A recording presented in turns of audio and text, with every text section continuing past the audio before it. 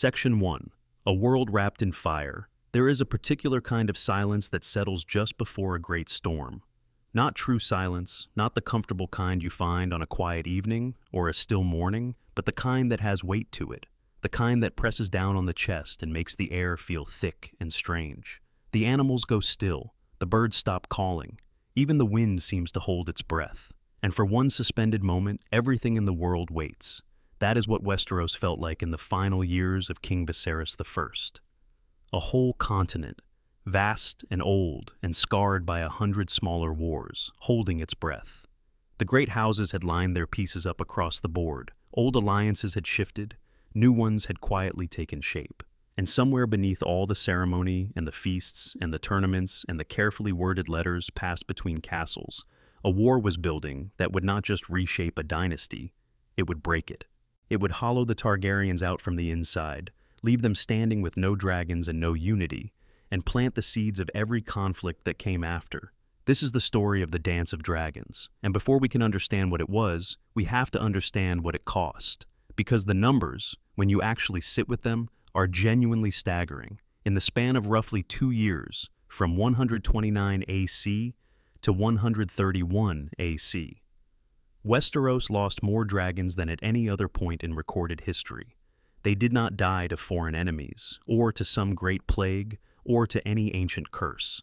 They died because a family destroyed itself, because 2 children of the same father looked at each other across a dinner table and saw only an obstacle, because men and women who had grown up in the same halls, who had shared blood and history and the particular strange inheritance of Valyrian fire, chose to spend every last piece of that inheritance killing each other.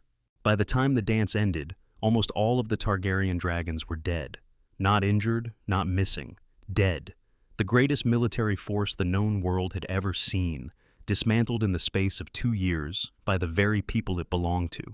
The realm itself was left exhausted and fractured, its cities half-burned, its small folk starving, its great houses either ruined or so deeply bitter that they would carry their grudges for generations. And the Targaryen dynasty, which had seemed so permanent, so inevitable, so utterly beyond challenge just a few years before, it survived, technically, but it survived the way a person survives a fall from a great height. Alive, yes, but never quite the same. What makes this history so endlessly fascinating and so worth sitting with in detail is that none of it was inevitable. That is the thing people miss when they approach the dance from a distance. They see the shape of it, 2 sides, 2 claimants, fire, and blood, and they assume it must have been destined, that something this catastrophic must have had some kind of irresistible momentum behind it, some force too large for any person to redirect. But that is not what the records show. The records show a story full of choices, full of moments when someone could have stepped back, or swallowed their pride, or simply waited, and chose not to. History does not grind forward on its own. It moves because people push it. And the Dance of Dragons was pushed by dozens of hands over the course of decades until it finally toppled over the edge and took the whole world with it. Let us go back then. Back to the world that existed before the war. Back to the people who made it. Westeros in the early 2nd century after Aegon's conquest was, by most measures, a realm in good shape. Not perfect, it never was, but stable in the way that only comes after a long period of peace. King Jaehaerys I, who had sat the Iron Throne for 55 years, had done what almost no other monarch in the history of the 7 Kingdoms had managed to do. He had made the realm function. His roads connected distant corners of the continent. His laws gave the small folk a framework for life that was at least theoretically consistent from one holding to the next.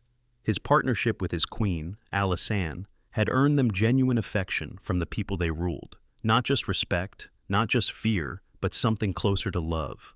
But Jaehaerys was old by the time his story ended, and old men who have outlived their children carry a particular kind of grief. He had lost sons and daughters and grandchildren to sickness, to accident, to the ordinary cruelty of a world that does not care about royal bloodlines. And so, when it came time to decide who would carry the Targaryen name forward, he had to reach further than he would have liked. In the year 101 AC, Jaehaerys convened the Great Council at Harrenhal.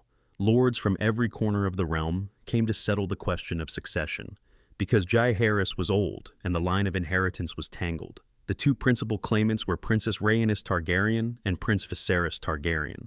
Rhaenys had the stronger technical claim. Her father had been the king's eldest son, but she was a woman, and the lords of Westeros had decided views on women and thrones. She was passed over. Viserys was named heir, and the lords of the realm went home satisfied with their decision. Rhaenys Targaryen, who would later be called the Queen Who Never Was, simply accepted this and got on with her life. She married Lord Corlys Velaryon, the Sea Snake, a man whose ships had charted routes no other captain had dared sail, whose wealth was so vast it made even the Lannisters look modest by comparison. Together they were formidable. Rhaenys was brilliant and sharp, and had grown up understanding exactly how the game worked, and she carried the memory of 101 AC like a stone in her chest for the rest of her life. Not bitterly, not visibly, but there, present, the kind of quiet wound that shapes everything that comes after. Viserys became king in 103 AC when Jaehaerys finally died. He was a kind man by most accounts, thoughtful, well-meaning, genuinely devoted to the idea of ruling justly. He loved his first wife, Queen Aemma Arryn, with the sort of uncomplicated warmth that makes for happy households and quiet chronicles. And Aemma gave him Rhaenyra, a daughter, not a son, but a daughter who lit up every room she entered, who had her father's gentleness and her mother's intelligence, and something all her own that was harder to name, something bright. Aemma died trying to give Viserys his heir. The details are brutal. The child, a boy named Balon, survived his birth by only a few hours. Viserys lost them both in the same terrible day, and the grief of it hollowed him out in ways that no one around him fully understood at the time. He remarried. He had to. The realm needed an heir, or so the logic went. The cold logic of dynasties that treats people as breeding stock in the machinery of succession. The woman he chose was Alicent Hightower, the daughter of his Hand of the King, Sir Otto Hightower. She was young, clever, and devoted. She would give him sons, 4 children who survived infancy, including 3 boys. And the existence of those sons would gradually, quietly, without anyone making any single grand declaration, begin to pull the court apart. This is the world that made the Dance of Dragons. Not one tyrant's cruelty, not one conspiracy hatched in some dark room. Just a king who loved his daughter and his new wife in equal measure, who could not see how those two loves were slowly turning everyone around him into opposing forces. Just a father who believed, perhaps naively, that goodwill could survive ambition, that the people he cared about would care for each other. He was wrong, and Westeros paid the price. If you are watching this right now, wherever you are in the world, drop your location and time in the comments below. I genuinely love knowing where these stories are landing. Whether you are tucked in bed somewhere cold, or sitting outside on a warm evening, or winding down after a long shift, let me know. And if you are not yet subscribed, now would be a wonderful moment to fix that. We have a long, rich story ahead of us tonight. Section 2.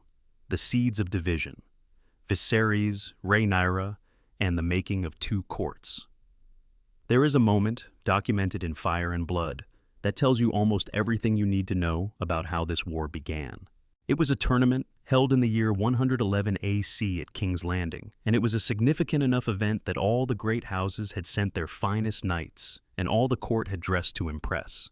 Princess Rhaenyra wore a gown of black and red, the colors of House Targaryen, her father's house, her house. Alicent Hightower, her stepmother, the queen, wore green. Nobody declared anything that day. No speeches were made, no ravens were sent, but the court noticed. They always noticed. And slowly, over the years that followed, a kind of silent sorting began.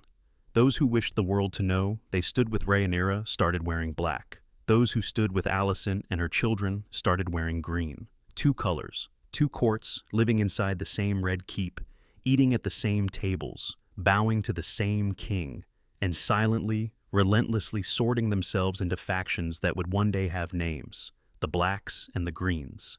This matters because it tells us that the Dance of Dragons was not simply a war about succession law or inheritance rights, though it was also those things. It was a war that had been growing inside the social fabric of the court for decades before the first sword was drawn. It had roots in fashion choices and dinner arrangements and which side of a room you stood on and who you danced with at which feast. The seeds of it were planted in living rooms and corridors, in whispered conversations and pointed silences, in the slow accumulation of slights and gestures and alliances that never quite said what they meant. And at the center of it was a relationship that had once been genuinely warm. Rhaenyra and Alicent, a princess and a queen, who had been something close to friends when they were girls, who had walked together in the Godswood and shared confidences and laughed together in the way that girls do when the world has not yet made them enemies of each other. That friendship did not survive the marriage. It could not survive it. And the way it curdled, not into simple hatred, but into something more complicated and more permanent, shaped the entire war. Rhaenyra Targaryen was named heir to the Iron Throne in 105 AC, 2 years after her mother's death, when King Viserys made the formal declaration in front of his court. He had her named Princess of Dragonstone. He had his lords swear their oaths of fealty to her. He made it as official as it could possibly be made, in a kingdom that had no formal law about female succession, but also no law specifically forbidding it. He was making it up as he went, as kings often must, trusting that his will would carry the weight of tradition behind it. The court swore their oaths, and then they went home and started calculating what those oaths would actually cost them when the time came. Because Viserys remarried in 106 AC, and Alicent Hightower began producing children, and the question that no one said aloud, the question that lived permanently just beneath the surface of every conversation in the Red Keep, was this: what happens to Rhaenyra's claim when there are princes, real princes, male heirs, the kind that the realm had always been comfortable with? In 107 AC, Alicent's first son was born. He was named Aegon. And in that moment, without any declaration or ceremony, the stakes of Rhaenyra's position changed completely. She was still the named heir. She still had her father's love and her lord's oaths. But now there was a boy. And boys had a gravity in Westerosi politics that even the most earnest royal declaration could not entirely counteract. More children followed. Helaena, in 109 AC, a gentle girl with a strange dreamy quality that some would later call prophetic, and others would call simply peculiar. Aemond, in 110 AC, sharp where his brother was soft, driven where Aegon was indifferent, with an ambition that burned so hot you could almost feel it across a room. And Daeron, years later, quieter than his siblings, sent to Old Town to be a cupbearer, and later a squire to Lord Hightower. Meanwhile, Rhaenyra was growing up. She was beautiful in the Targaryen way, silver hair, pale eyes, an authority that went beyond just the crown she would inherit. She was intelligent and stubborn, and she had her father's ability to make people feel, genuinely feel, that they mattered to her. She rode her dragon, Syrax, with a confidence that impressed even the most skeptical observers. She was everything a princess could be. And she was watching the court pull away from her, slowly but visibly, like a tide going out. The person who understood this dynamic most clearly, and who worked it most deliberately, was Sir Otto Hightower, Alicent's father and the king's hand. Otto was not a subtle man in the sense of being hidden.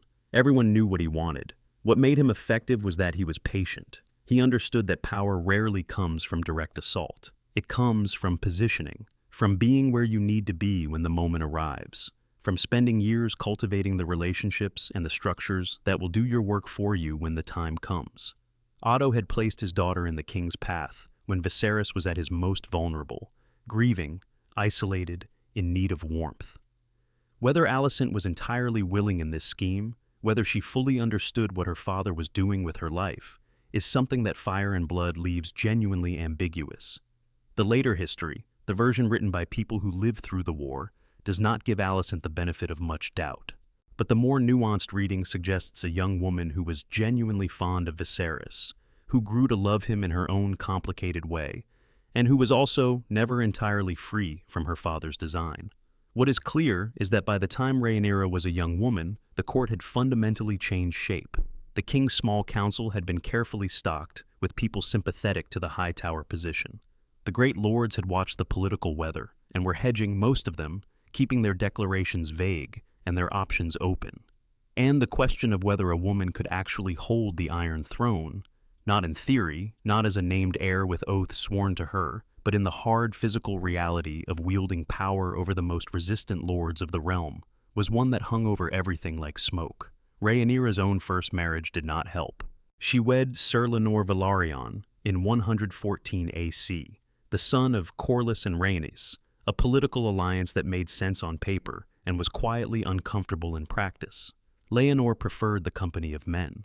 Rhaenyra was discreet about this and about the alternative arrangements that followed, but courts are not discreet places. The children she bore, Jacaerys, Lucerys, and Joffrey, were Velaryons in name, and they had their father's dark coloring rather than Targaryen silver. This was not evidence of anything, strictly speaking. Genetics are unpredictable, but it was fuel for the whispers that the Greens were already spreading, and the whispers were effective because people wanted to believe them. Because believing them gave the lords who had been looking for an excuse not to honor their oaths something to point to. The real breaking point in the relationship between Rhaenyra and the court, the moment that moved things from cold political maneuvering into genuine personal hatred, came over a dragon. Specifically, over Vhagar. Vhagar was one of the 3 original dragons of the Conquest, one of the last living creatures from the age of Aegon I. She was immense and ancient and genuinely terrifying, the largest dragon alive after the death of Balerion, the Black Dread. When Lady Laena Velaryon died in 120 AC, Vhagar was left without a rider, and in the chaos of the grief and the funeral, before Rhaenyra's children could lay any claim to the great beast, Prince Aemon crept to the dragon's lair alone, in the dark, and claimed her. He was 11 years old. He walked up to the largest, most dangerous dragon in the world without a rider, and he simply claimed her, the way only someone with extraordinary nerve or extraordinary recklessness could. She could have killed him. She nearly did. But she did not. And when the sun came up, Aemon one eye. He had lost an eye to Rhaenyra's son Lucerys in the fight that followed, a debt he would spend years collecting on, was the rider of the oldest, largest dragon in the realm. This was the shape of the conflict by the time King Viserys was in his final years. 2 households inside one family, 2 futures being prepared in the same castle, 2 sets of children growing up with a simmering awareness that the other side intended to erase them. Viserys kept trying to hold it together, kept hosting feasts where everyone was required to sit at the same table and pretend, kept believing that his love for both his families was enough to bridge the gap between them. It was not. It was never going to be. And in the year 129 AC, when his body finally gave out and he died in his sleep, peacefully, which was more than he deserved given the storm he was leaving behind, the pretending ended. The Dance of Dragons began, as so many catastrophes do, with a misunderstanding. Section 3. The Green Coup. How? A king's death lit the world on fire. King Viserys I died on a night in 129 AC, quietly, in his chambers, with no witnesses to record his final moments except the darkness and whatever gods, if any, were attending. He had been ill for years, a creeping decay that had taken his fingers and his clarity and finally his breath, wearing him down slowly the way water wears down stone. His death was not a surprise. But the speed with which the Greens moved in its immediate aftermath was. The body was not yet cold when Ser Otto Hightower convened the small council. There was no announcement, no ravens sent to Dragonstone, where Rhaenyra was living with her husband Daemon and their children, no public proclamation. The king's death was kept quiet, contained within the Red Keep, for 7 days. 7 days during which Viserys' body lay in his chambers, while the Greens prepared everything they needed to make their move. In that week, the great machine of Otto's long planning finally began to turn in earnest. The small council meeting was held in near darkness, with candles lit and guards at every door. Otto laid out the case with the efficient calm of a man who had been rehearsing this speech in his mind for years. Rhaenyra was to be set aside. Prince Aegon, the elder, the second of his name, the first son of Viserys and Alicent, was to be crowned king. The lords who had sworn oaths to Rhaenyra were to be given the chance to swear new oaths or face the consequences. Anyone who refused would be dealt with. Alicent, to her credit in a way, was genuinely shocked by how far the planning had gone without her knowledge. She had been working toward Aegon's succession, yes. She had made no secret of wanting her son on the throne, But she had not known that Otto had been running a parallel operation for years, cultivating allies on the small council, arranging contingencies, building the architecture of a coup. She had thought that they were managing the situation. She had not known they were staging a seizure. The misunderstanding that fired everything was this. In Viserys' final, drug-hazed moments of consciousness, he had apparently been speaking to Alicent about the Song of Ice and Fire, the ancient Targaryen prophecy about a promised prince who would stand against the coming darkness. He had been trying to tell her something about his daughter, about the importance of Rhaenyra's line, about Aegon the Conqueror's dream, which the Targaryens had passed down in secret for generations, and which bound them to their succession in ways that went beyond simple law. But Alicent heard it differently. She heard her dying husband say the name Aegon, and she heard it as a final declaration, a deathbed reversal of his wishes, a king confirming what she had always believed in her heart, that their son should rule. She was wrong, but she believed it completely, and that belief gave her the moral certainty to go forward when a more doubtful woman might have hesitated. The coronation was rushed and improvised. Aegon himself, according to Septon Eustace, initially did not want the crown at all. He was not a man who had spent his life preparing to rule.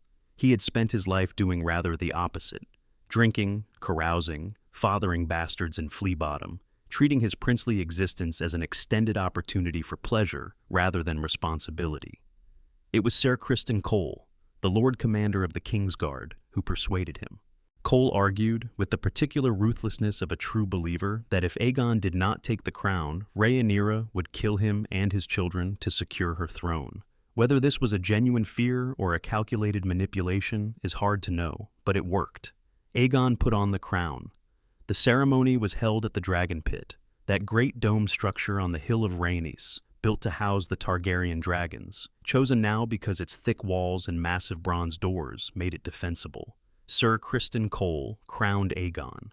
Alicent placed a crown on Helaena, Aegon's sister wife, and as Aegon II rode his golden dragon Sunfire over the city, the crowds below cheered with the enthusiasm that crowds always generate when spectacle is put in front of them. But there were defections from the very beginning. Sir Steffon Darklyn of the Kingsguard had slipped away the night before the coronation, taking with him the crown that Jaehaerys I had worn, the crown that had passed to Viserys. He brought it to Dragonstone, to Rhaenyra. When she received the news of her father's death, and of the coronation that had been arranged without her knowledge while she grieved, she went quiet in a way that people who were there would remember for the rest of their lives, a kind of stillness that was not peace but something colder than rage. Then she put on the crown and declared herself queen. The realm was now split, 2 monarchs, 2 courts, and every great house in the 7 kingdoms had to choose. The geography of loyalty fell roughly like this. The Greens held King's Landing and the Crownlands, House Baratheon in the Stormlands, after Aemon visited Lord Boros Baratheon with promises of marriage, and House Lannister in the Westerlands, along with House Hightower in the Reach. The Blacks had the Vale through Lady Jane Arryn, the Iron Islands through Lord Dalton Greyjoy, the North through the Starks, and the Riverlands, which split badly and would become one of the primary battlegrounds of the war. House Velaryon, whose naval strength was the greatest in the kingdom, was firmly with the Blacks. Rhaenys and Corlys had not forgotten 101 AC. They had not forgotten what it felt like to be passed over, to watch a lesser claim succeed simply because it wore trousers.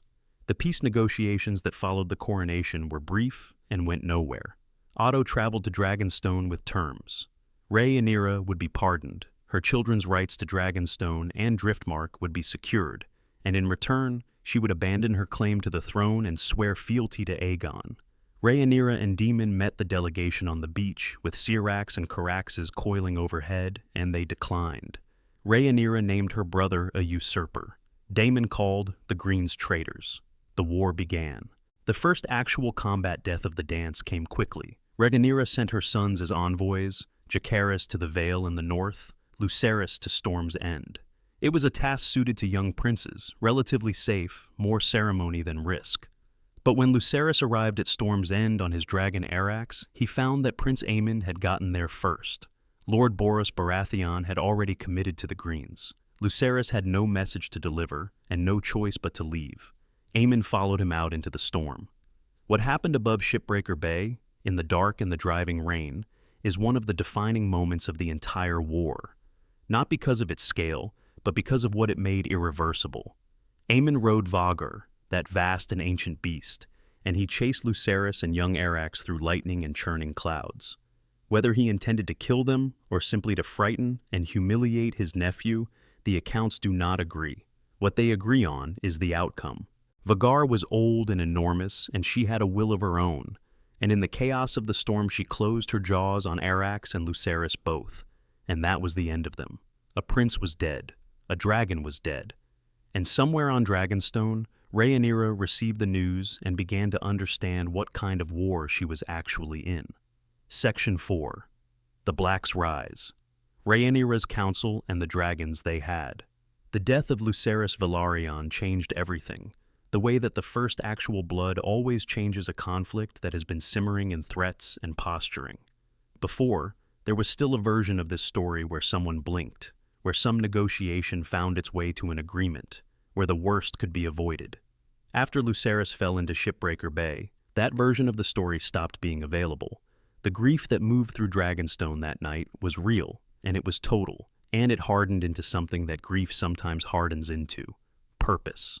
Rhaenyra Targaryen was not, by nature, a woman who wanted war. She had spent her adult life trying to find ways around it, building alliances, making marriages, navigating the impossible geometry of a court that was always angling against her. She had endured humiliations and slanders and the steady erosion of her position with a patience that had looked to her enemies like weakness.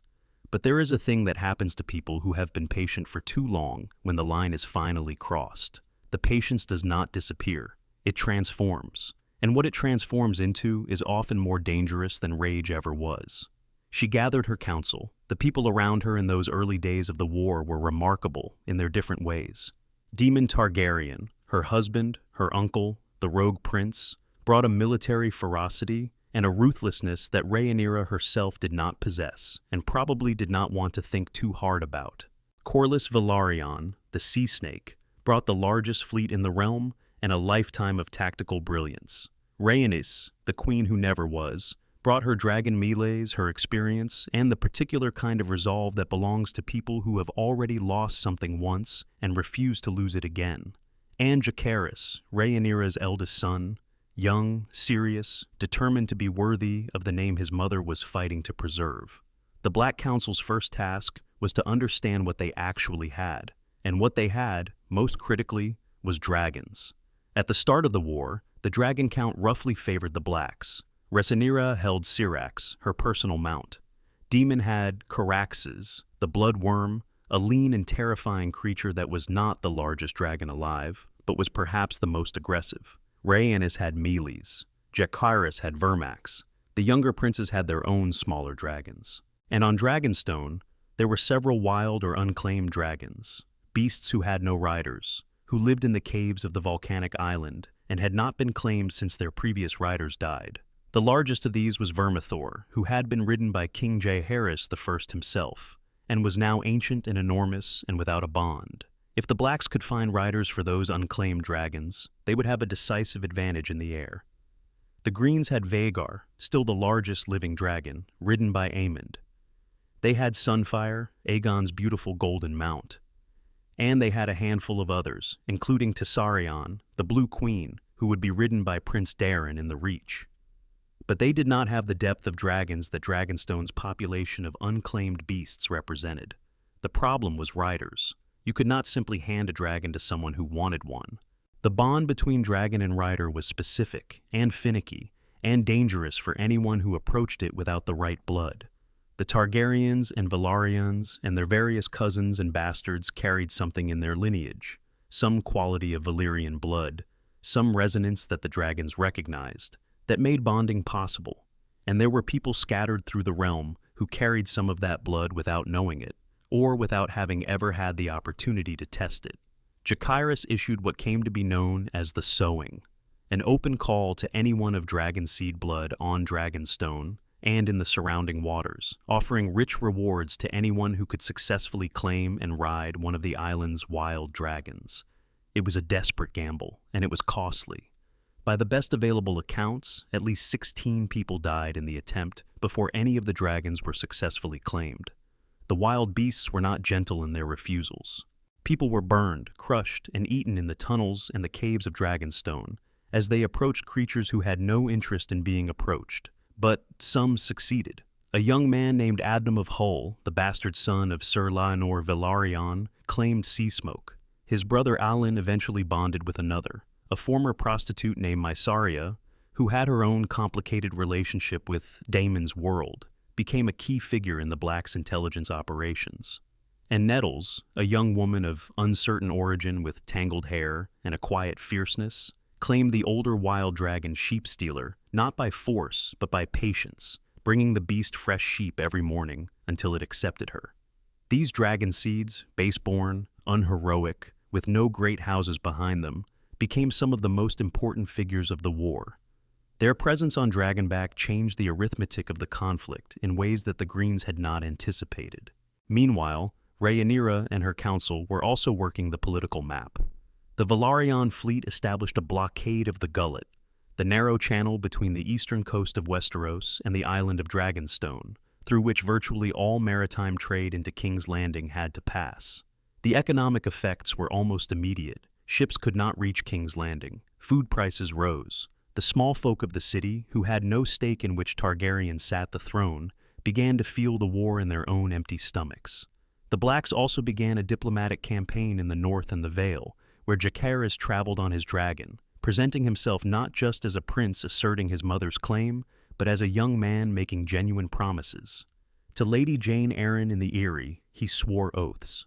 To Cregan Stark in Winterfell, he sat in the cold of the Great Hall and made agreements that would, years later, bring the North riding south under a banner of ice in one of the final acts of the entire war.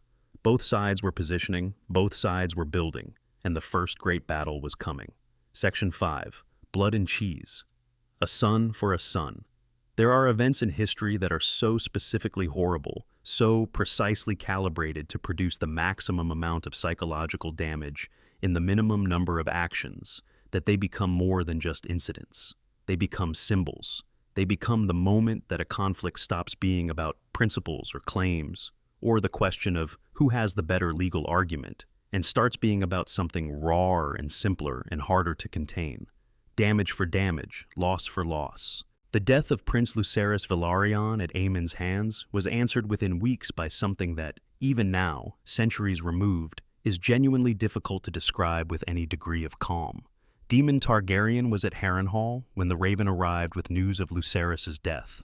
Harrenhal, that cursed, half-melted monument to the limits of ambition, the castle that Aegon the Conqueror had turned to slag during the conquest, was his base of operations in the Riverlands, and it suited him in a way that said something about his character. He received the news of his stepson's death, and he sat with it for a while, the way that people with a certain kind of mind sit with a grievance and turn it over and look at every angle until they find the sharpest edge.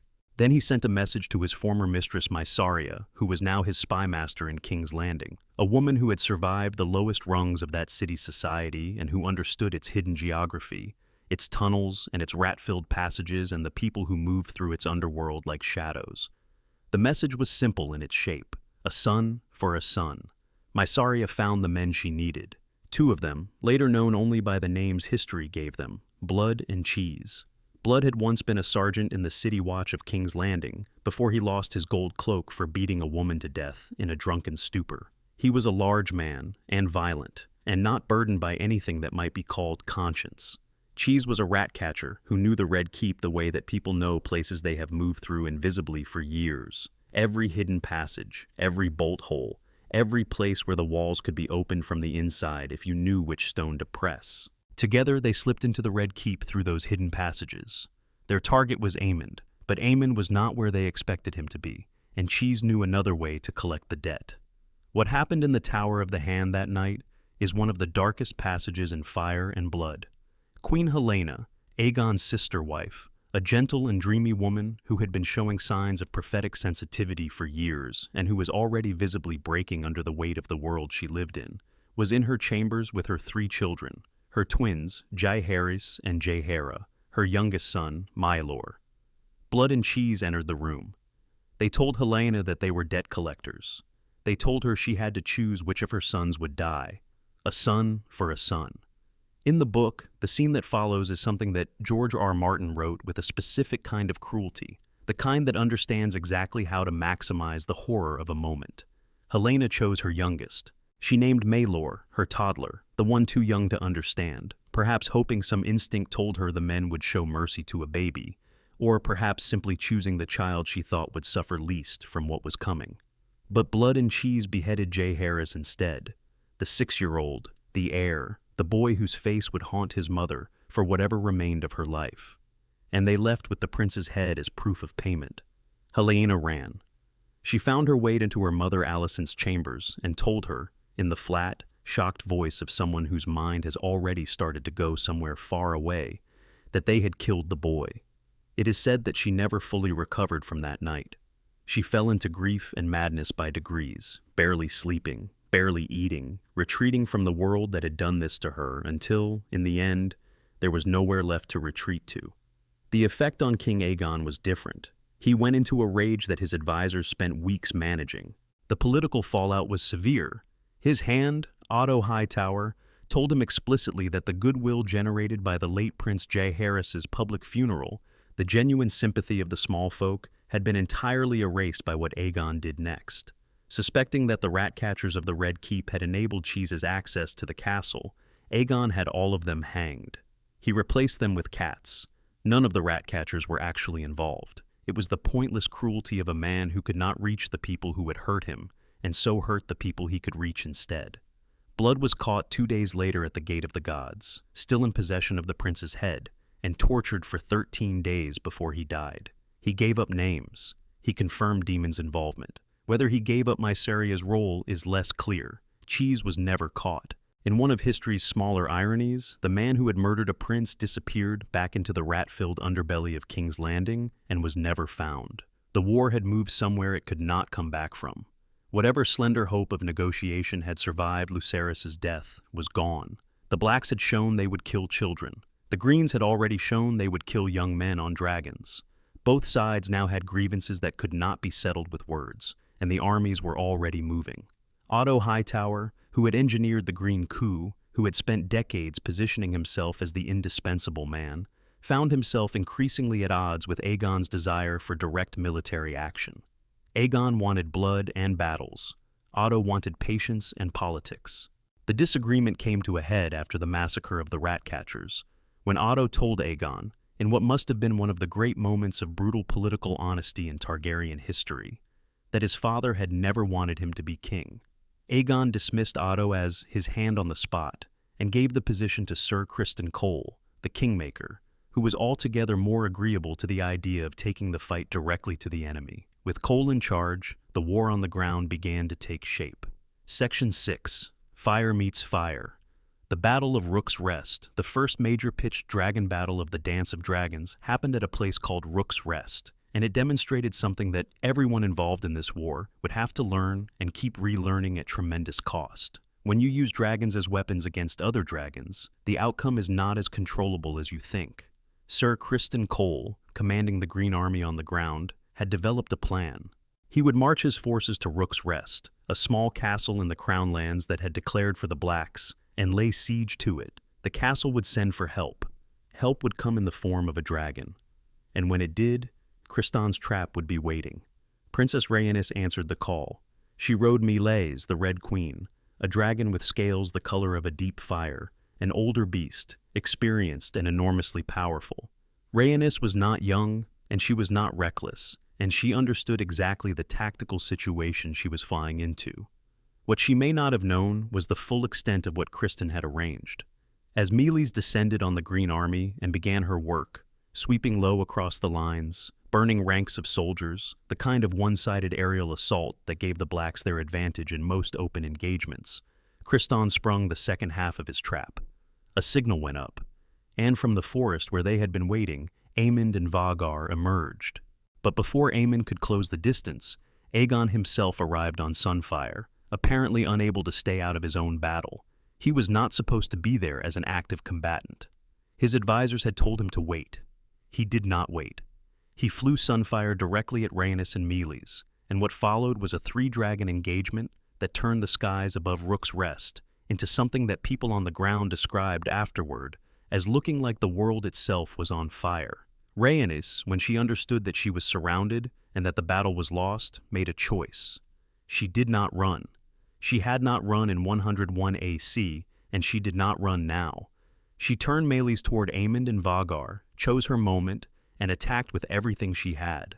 Vhagar was larger and older and ultimately more powerful, and Meleys was torn apart in the engagement. Rhaenys died with her dragon, above the burning fields of Rook's Rest, and the queen who never was did not survive to see the war she had fought so hard for end. But she took a price with her. Sunfire, Aegon's golden dragon, that beautiful and powerful beast who had never yet lost a fight, was devastated by Meleys in the moments before she died. His wing was savaged, his body burned. Aegon himself was thrown from the saddle, and when they found him, he had burns covering half his body and broken bones in multiple places. His armor had melted into his left arm. He was taken back to King's Landing barely alive, and he would spend the next several months in a milk-of-the-poppy haze, sleeping through most of the day, managed by his mother, Alicent, and his hand. Prince Aemond, with Vhagar unharmed, became Prince Regent, and Aemon as regent was a very different proposition from Aegon as king.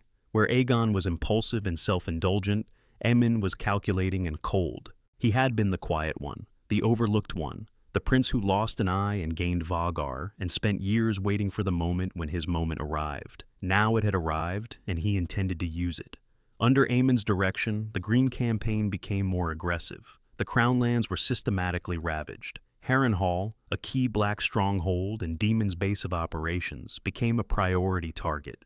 Aemon flew Vhagar over the Riverlands repeatedly, burning, terrorizing, leaving a trail of destruction through the lands of houses that had declared for Rhaenyra. He was not gentle about it. He was thorough. He also acquired a companion of sorts, Alice Rivers, a bastard daughter of Lord Larys Strong's family, a woman with some possible gift for reading futures, or at least for reading men. She became Aemon's paramour in those months, and she was carrying his child when the final accounting came.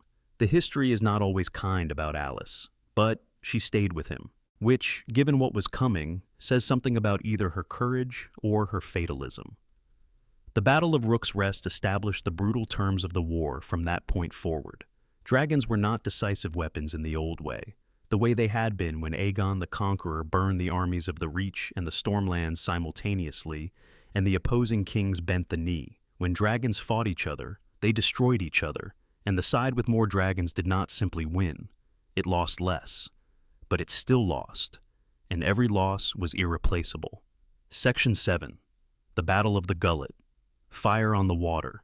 While Aemond was burning the Riverlands and Criston Cole was consolidating the Crown lands for the Greens, the Black Council made a decision that would prove catastrophically costly. They sent two of Rhaenyra's sons south. Aegon the Younger and Viserys, still children, were dispatched by sea, bound for the Free Cities, presumably to keep them safe from the deteriorating situation in Westeros.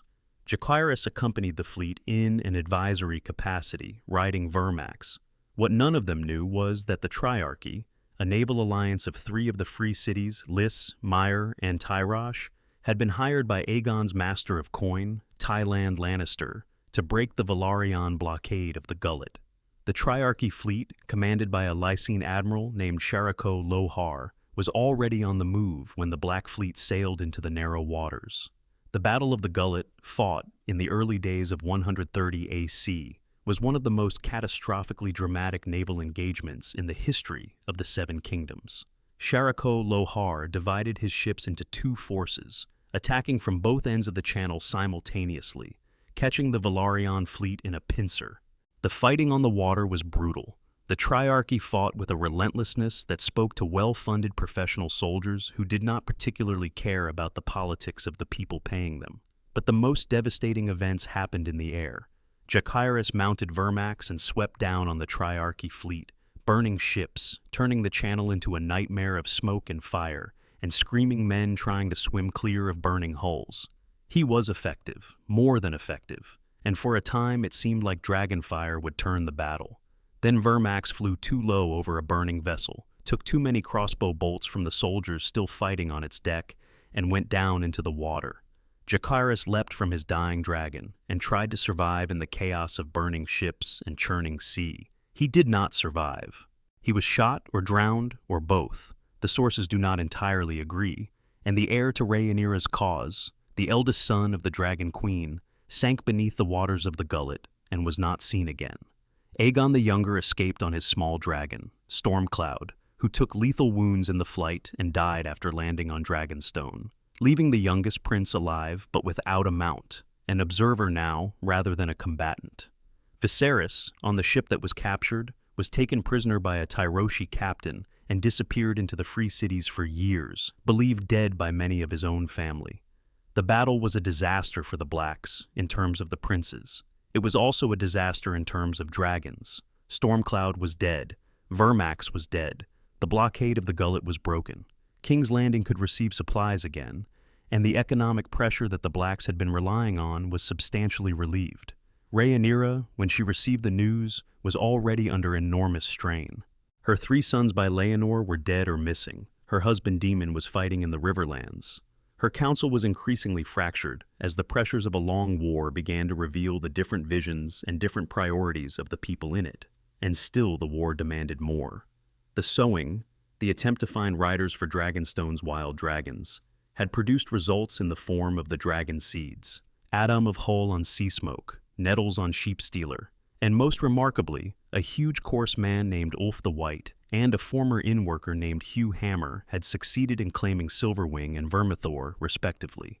Vermithor was the second largest dragon alive, a bronze monster who had not had a rider since Jaehaerys I's death. Hugh Hammer's claiming of him was one of the more astonishing things to happen in the entire war. A man of entirely base origins, with no particular training or nobility, walking into a cave and walking back out with the second most powerful dragon in Westeros. These dragon seeds would prove critical in the battles to come. They would also prove deeply unreliable. The Battle of the Gullet, for all its carnage, demonstrated something else. The war was not going to be decided by any single engagement. It was going to be decided by attrition, by which side could sustain losses better, by which side's alliances held and which broke first, and by the particular dangerous unpredictability of dragon seeds, who had no ancestral loyalty to either side and every reason to consider their own interests above all others. The realm ached. The small folk died in numbers that no chronicle properly captured, because chroniclers were mostly attached to great houses, and great houses did not spend much time counting the ordinary dead. The Riverlands, traditionally the most contested territory in any Westerosi war, were being burned repeatedly by both sides. House after house, small holding after small holding, reduced to ash and cinders in the service of a succession dispute that the people actually dying in it had no meaningful stake in. Both sides were burning through their advantages. The Greens had lost the king himself to injury. The Blacks had lost 2 princes. The dragons were dying. And the war had barely reached its midpoint. Section 8. The Fall of King's Landing and the Storming of the Dragon Pit. The fall of King's Landing to the Blacks came in 130 AC, and it came with the kind of speed that suggested it had been building for longer than the Greens had realized. While Aemon was regent, and while the Green armies were fighting in the Riverlands and elsewhere, the city itself was not in a good state. The population was hungry, suspicious, frightened of the dragons that Aemon kept flying overhead in what were, charitably interpreted, shows of force, and uncharitably interpreted exercises in intimidation. The small folk of King's Landing had no particular love for any Targaryen at this point. They had watched the war consume their food supplies and fill their streets with wounded soldiers, and they were not in a forgiving mood. When Rhaenyra and Daemon made their move, they moved fast and hard. Daemon had been at Harrenhal in the Riverlands, building alliances with the River Lords, who were either all ready for the Blacks or could be flipped with the right promises and the sight of Caraxes in the sky above their castles. Prince Aemon had taken Vhagar west to continue burning the Riverlands, whether to deny the Blacks the revenue of those lands, or simply because burning things was what Aemon did when he was in charge, which meant King's Landing was, for the first time in the war, without its most powerful dragon. Daemon flew Caraxes back to the city and landed on the Red Keep itself. The effect on the Green loyal garrison was predictable. Watching the bloodworms settle on the towers of your fortress, while you know the owner is a man with a reputation for killing anyone who stands in his way, is not a morale-building experience. Significant portions of the garrison simply decided that now was an excellent time to be elsewhere. The city fell to Rhaenyra's forces without the catastrophic street-to-street fighting that everyone had feared. Aegon II, still badly injured from Rook's Rest, was smuggled out of the city by Larys Strong before the Blacks arrived, wrapped in a cloak and disguised as a common person.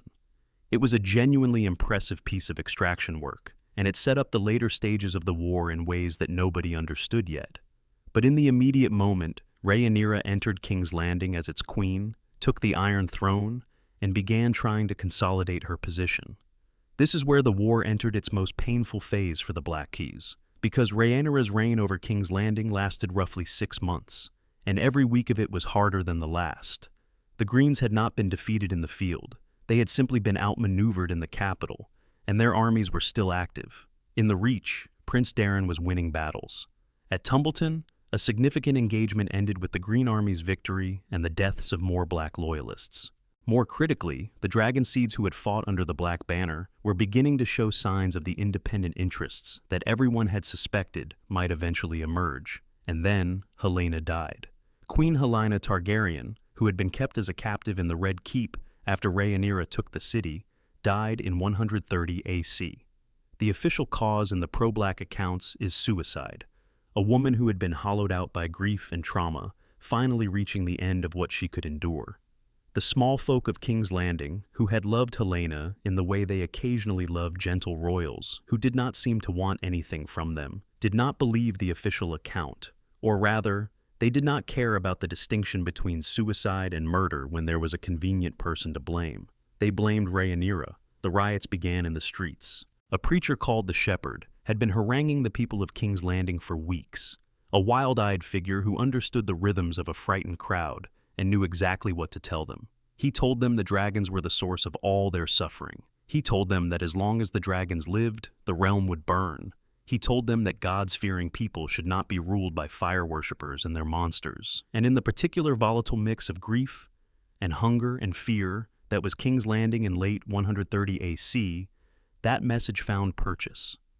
The crowd moved toward the Dragon Pit. What happened at the Dragon Pit is one of the defining images of the Dance of Dragons, not just because of the violence of it, but because of what it represented. The Dragon Pit was the great structure on the Hill of Rhaenys, built to house the Targaryen dragons. The dragons inside it that night were not combat-ready war beasts. They were chained, penned, unable to truly fight back against a mob that came with spears and crossbows and the particular insane courage of people who had decided that they had nothing left to lose. Shriekos was killed by a woodsman named Hob the Hewer. Morgul was burned to death by a man calling himself the Burning Knight. Tyraxes retreated into his den and fought back, killing many, but died there. And Dreamfire, the great she-dragon who had once been ridden by Princess Rhaena Targaryen a generation before, she fought back with everything she had, tearing through the mob, blinding herself on a crossbow bolt before leaping for the dome above. She was strong enough to shatter the dome. She was not strong enough to survive what came down on her when it collapsed. Rhaenyra watched from the roof of Maegor's Holdfast, holding her youngest living son, Aegon the Younger, in her arms. She watched her dragon Syrax descend on the crowd, heard the screaming and the roaring that rose from the hill as the fire and the night made one horrible, glowing spectacle of the whole thing. And then she watched Syrax fall. Her counselors told her the city was lost. And for once, Rhaenyra did not argue. She left the next morning, slipping through the Dragon Gate with a few loyal knights and her son, heading for Duskendale, and then, eventually, for Dragonstone, for home, or what she thought was home. She did not know that Aegon II had already beaten her there. Section 9. The Battle Above the God's Eye. The Final Dance. There are battles that change the shape of a war, and there are battles that change something deeper than that. The battle above the God's Eye, fought on the 22nd day of the 5th month of 130 AC, was the second kind. It did not end the war. It did not decide who would sit the throne. But it removed from the board two people who had, between them, been at the absolute center of every major decision for years, and it did so in a manner so dramatic and so total that it still echoes through the lore as one of the genuinely extraordinary moments in the entire history of Westeros. The two people it removed were Prince Daemon Targaryen and Prince Aemon Targaryen. Daemon, by 130 AC, had been operating in the Riverlands for months, nominally continuing the Black War effort, but increasingly doing so on his own terms and in his own time. His relationship with Rhaenyra had become strained, partly by the nature of long wars and the distance they put between people, partly by Rhaenyra's growing suspicion that Daemon was developing something inappropriate with the Dragonseed Nettles, the young woman who had claimed sheep stealer. There may have been truth to those suspicions. Daemon did not deny them. He and Rhaenyra's last correspondence was cold in ways that must have hurt her, given everything they had been through together. Aemond, as Prince Regent, had been burning the Riverlands with Vhagar, systematically, village by village, holdfast by holdfast. Not because he needed to, the military justification for most of these burnings was thin at best, but because it was the most direct expression of green power that was available to him. And because Aemond, fundamentally, wanted people to feel his presence. He wanted the realm to understand that he was there, that he was watching, that the cost of opposing him was fire. Daemon decided to end it. He arrived at Harrenhal alone, just himself and Caraxes, the blood worm, in that vast half-melted fortress that had been his base through the middle period of the war. The squatters who had been using the castle fled when they saw the dragon. Daemon was content to be alone with it. Each evening, as the sun went down, he walked to the castle's godswood and cut a mark into the heart tree, the weirwood, with his sword, Dark Sister. A count of the days. 13 marks, eventually. 13 days of waiting. He did not wait passively. He sent word that he was there. He let Aemon know where to find him, in the way that men who have been moving around each other for months finally declare themselves, "Come and face me. Here I am." And beneath the implicit message was the other one, the one that would have been clear to anyone who understood Daemon Targaryen. I am done burning from the edges. I want the center. Aemond arrived on the 14th day. He came with Vhagar, the greatest living dragon, and with his paramour Alice Rivers, who was carrying his child. Whatever he expected to find at Harrenhal, he found Daemon. They spoke briefly. What they said to each other is not recorded with any certainty. The sources disagree, and perhaps no one was close enough to hear.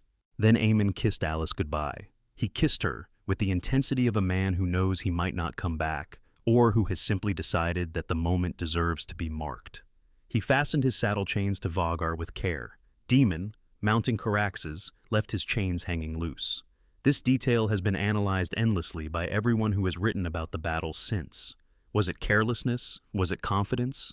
Was it something more deliberate, a decision made by a man who had already determined how this was going to end?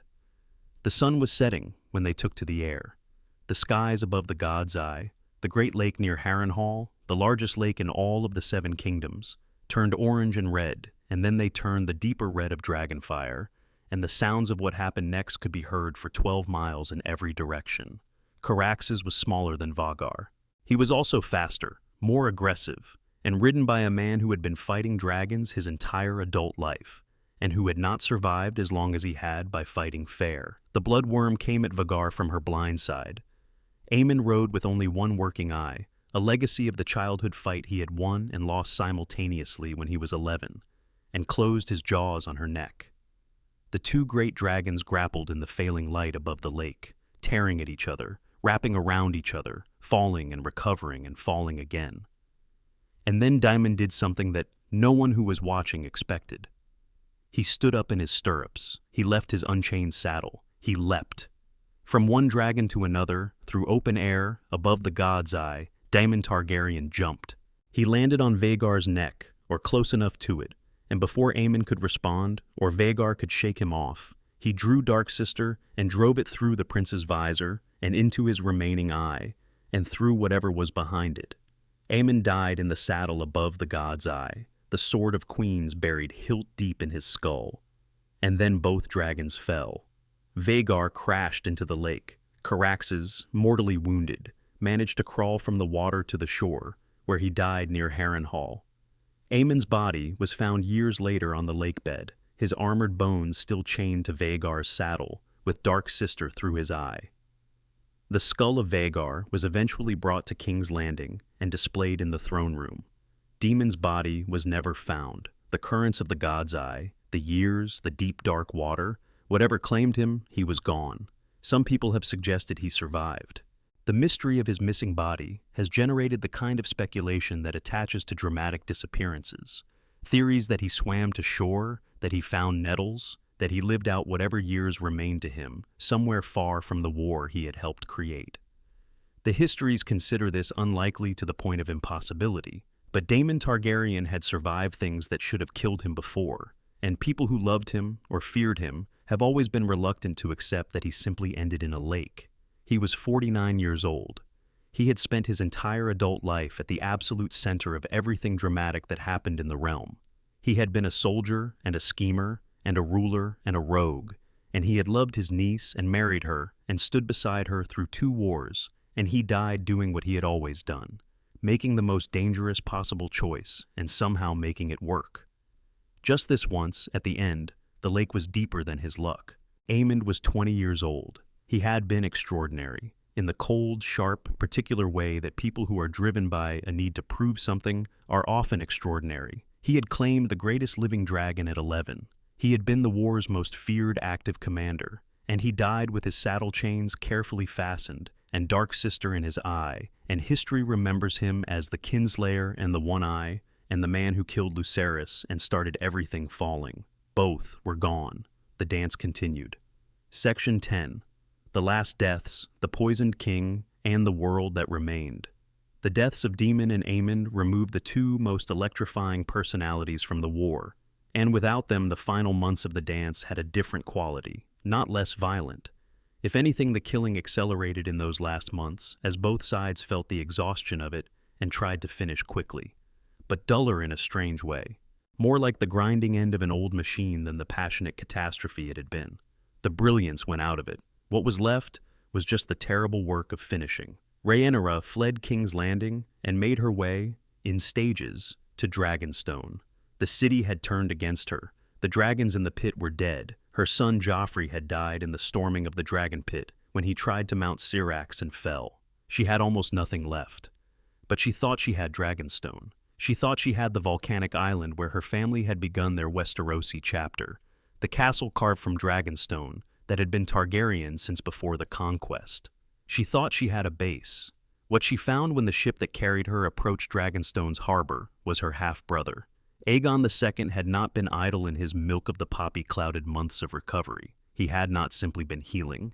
He had been planning, with the help of Larys Strong, who had extracted him from King's Landing before the fall, and with the help of a garrison on Dragonstone, who had been quietly turned by gold, and by the persuasive argument that the war was clearly going to end with the Blacks winning, and that choosing the right side at the right moment was the difference between survival and execution. When Rhaenyra arrived, Sir Alfred Broom and his guards were waiting.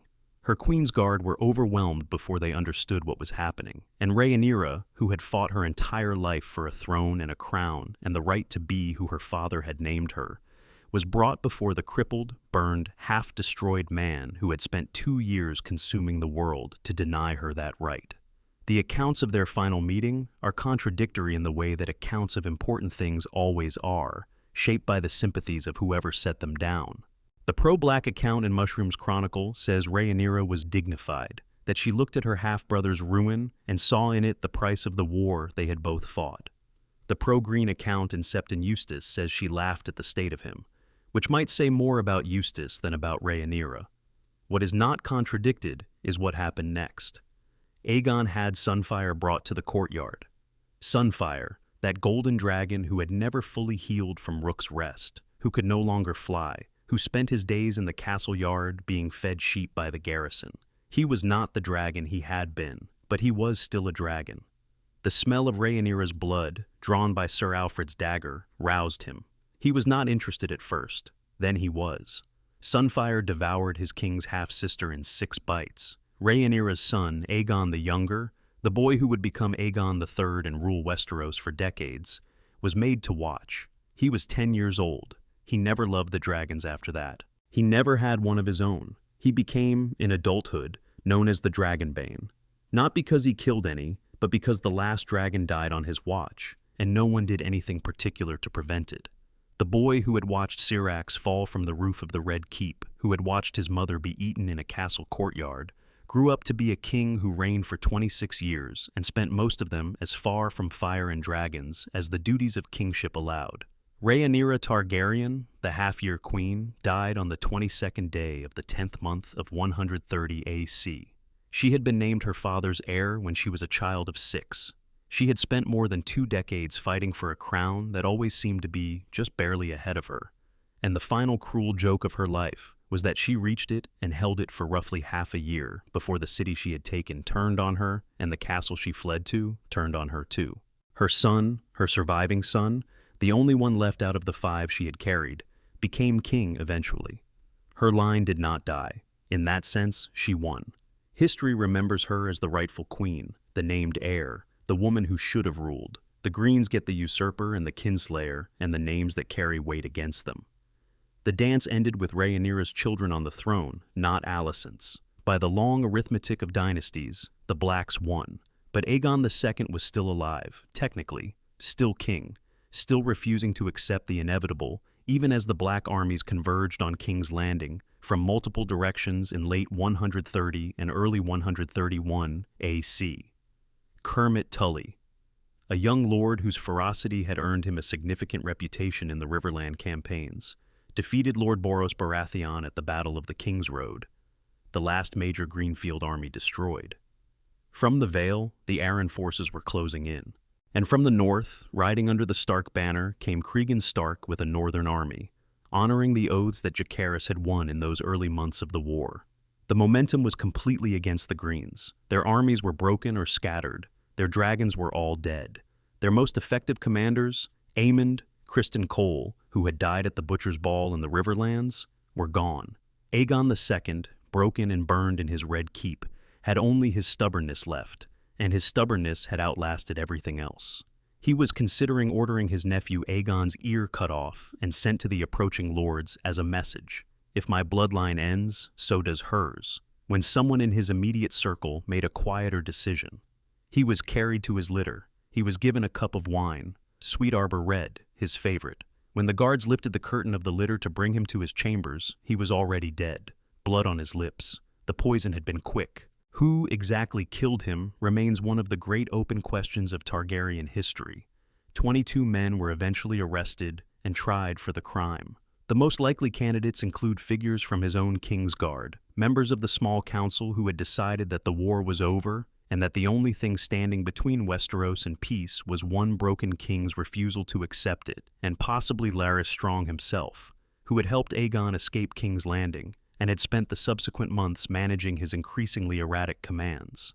The Grand Maester Orwyle was executed for providing the poison, and he apparently did not know specifically what it was for when he handed it over. Sir Giles Belgrave of the Kingsguard was executed for allowing his king's death. Most of the others took the black. Aegon II of his name, the Elder, died in 131 AC at the age of 26. He had spent 2 years burning the realm to hold a throne he had not particularly wanted, had lost most of his family and his dragon and the use of half his body in the process, and in the end was killed by the people closest to him because they were tired of his determination to keep fighting a war he could not win. And then Cregan Stark arrived. The Lord of Winterfell rode into King's Landing with his northern army and found a city trying to catch its breath, already beginning the business of political transition, already preparing for the coronation of the new king. He was not impressed with the speed at which people had moved on. Cregan Stark was a man of the old codes, the codes that said oaths meant something, and that killing kings was not simply a thing you did and then moved past. He had his men arrest 22 people for the poisoning. He took the position of Hand of the King for himself, very briefly, and used that day, the day now remembered as the Hour of the Wolf, to hold swift trials and execute those who refused to take the black. Larys Strong chose death. He was executed. He had outlived his usefulness, and perhaps he had made too many enemies, and perhaps Cregan Stark was simply not a man you could charm your way past. Then Cregan resigned his hand, returned a significant number of his northern soldiers to the north, and went home. He had come south to honor an oath. He had honored it. He was done. Aegon III was crowned. He was 10 years old, and he had seen things in those 10 years that should not be in any person's memory. He ruled under a regency council for the years of his minority, and the regency years were their own small civil war of political intrigues and competing factions. But that is a different story. What matters for this story is what Aegon III represented, and what his reign produced. He was the son of Rhaenyra and Daemon. He had Targaryen blood on every branch of his family tree. He was the child of the Black Cause, the surviving heir of the side that had, technically, won. His marriage to Jaehaera, the surviving daughter of Aegon II, and Helaena, the last green heir, was arranged quickly, a symbolic union of the two factions, and an acknowledgement that the war was over and that the realm needed to move forward. Jaehaera died young, childless, without much happiness in what little life she had. History was not kind to the last green children. Aegon ruled for 26 years. Westeros slowly recovered under him, not quickly, not dramatically, but with the grim incrementalism of a realm that has been hurt badly and is doing the necessary work of rebuilding. The Riverlands took a generation to recover. King's Landing rebuilt the Dragon Pit at some point, though it remained hollow. The great houses that had been ruined in the war came back slowly, some never entirely regaining what they had lost. And the dragons died. This is the final consequence that sits heaviest on everything that came after. At the start of the dance, there had been more dragons in Westeros than at any point since Aegon's conquest. By the end of 130 AC, almost all of them were dead. The few that survived were injured, traumatized, or wild and unrideable. The last dragon died during Aegon III's reign. A small, stunted creature, described in the records as being not much larger than a dog, with weak fire and a strange deformed quality that suggested generations of poor health and close confinement. When it died, it was not replaced. No more eggs hatched. The magic that had sustained Targaryen power since before the conquest went quiet, and stayed quiet, for 150 years. The dance had used up what could not be renewed. The Targaryens held the Iron Throne for another century and a half after the dance ended, but they held it as ordinary kings, with swords and politics and all the conventional tools of power. The thing that had made them extraordinary, the thing that had allowed Aegon the Conqueror to reshape an entire continent in a few years, the thing that had made Viserys I's realm feel so stable simply because no one wanted to find out what Dragonfire felt like. That was gone. House Baratheon would eventually take the throne, 300 years after Aegon the Conqueror, not by conquest, but by rebellion. And Robert Baratheon's rebellion was possible, ultimately, because the Targaryens had no dragons, because the Dance of Dragons had stripped the dynasty of its most fundamental advantage, and nothing that happened in the intervening centuries had restored it. This is the shadow the dance casts over all of Westerosi history. Not just the specific deaths, the princes and queens and dragon seeds and small folk who died in the fire and the battles and the riots, but the structural consequence. A dynasty that had been invincible became merely powerful, and merely powerful things can be overthrown by the right combination of determination and circumstance. The dance made Robert's rebellion imaginable. It made the chaos of the War of the Five Kings possible. It made everything that came after comprehensible as a story of decline from an original height that was never recovered. The people who started it, Alicent and Rhaenyra, who had been girls in the same garden, who had talked about their hopes and their fears in the easy way of young women who do not yet know how the world intends to use them, did not live to see the full shape of what they had done. Alicent survived the war itself, kept alive in the Red Keep under Aegon III's regency, outliving all of her children. She died of winter fever in 133 AC, a few years after the war ended.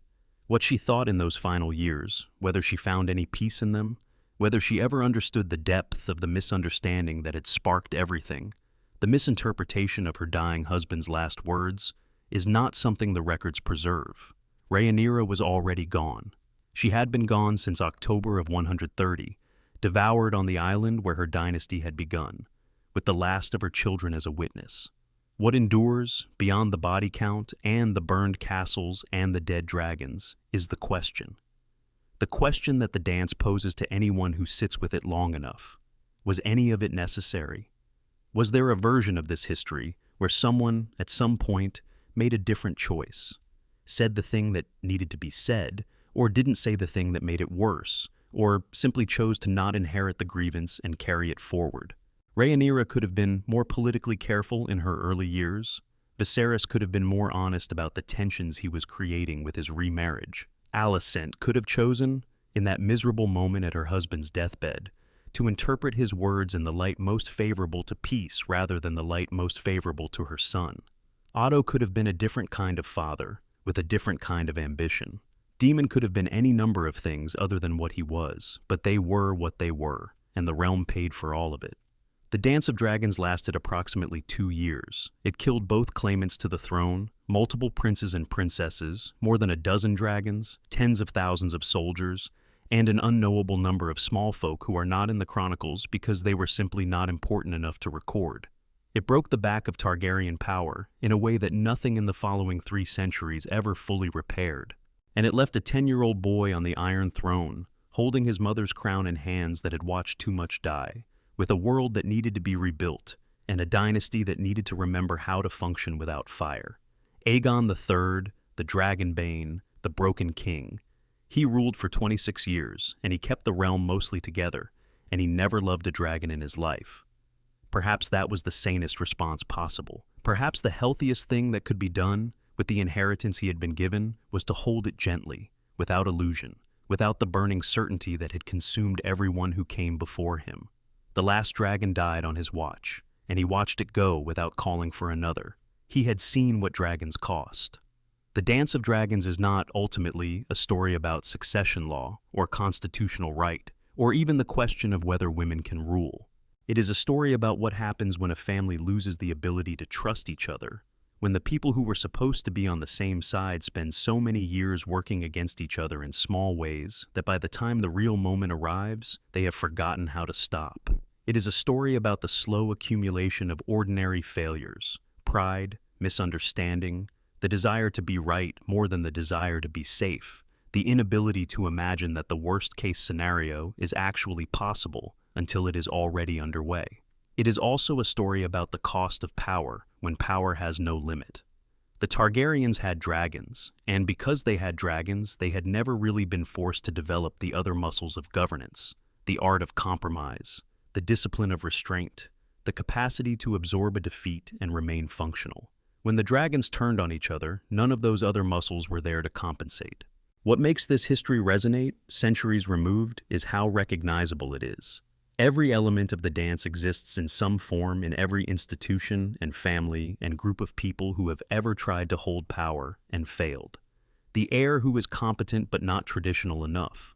The faction that believes its cause is righteous and therefore anything done in its name is justified. The moderate voices drowned out by the people who want to fight. The moment when something that could still have been avoided becomes impossible to avoid. Westeros recovered. It always recovers, because places are more durable than the people who fight over them. The Riverlands grew back. King's Landing was rebuilt. The Iron Throne held one king after another, and most of them tried, in their way, to do the job reasonably. The scars were real, but scars are survivable. What was not survivable, what never came back, was the thing that the Targaryens had spent since before the conquest accumulating, the bond between their house and their fire. The understanding, deep and almost spiritual, between the blood of the dragon and the creatures that carried actual dragon fire in their bellies. That bond required generations to build, and it was destroyed in 2 years by people who should have known better and could not find the will to be better. The topless towers of the dragon pit still stand, partially in their ruined form, roofless, hollow, overgrown.